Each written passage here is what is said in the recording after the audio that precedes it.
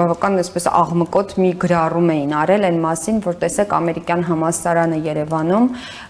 անցել է on-line ռեժիմի եւ դա համարում էին ցուցիչ, թե ինչ սարսափելի դիվանագիտություն է վարում Հայաստանը, ինչ վատ աստիճանի են մակարդակի վրա են հայ-իրանական հարաբերությունները, որ արդեն նույնիսկ ամերիկյան համալսարանը համարում է, որ ինքը անվտանգության ռիսկ ունի եւ անցել է on-line ռեժիմի, սրա հետ կապված իհարկե կուզեի պարզաբանել, որ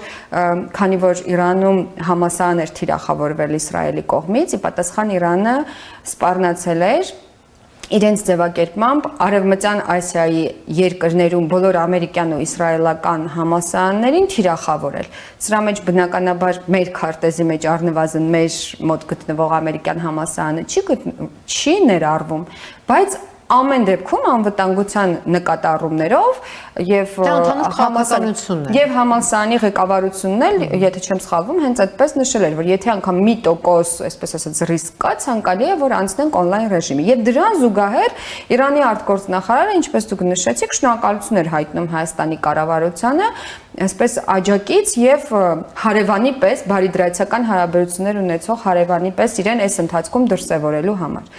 Բայց իհարկե մեր ներքաղաքական քննարկումներում որևէ այսպես կարմիր գծեր չկան,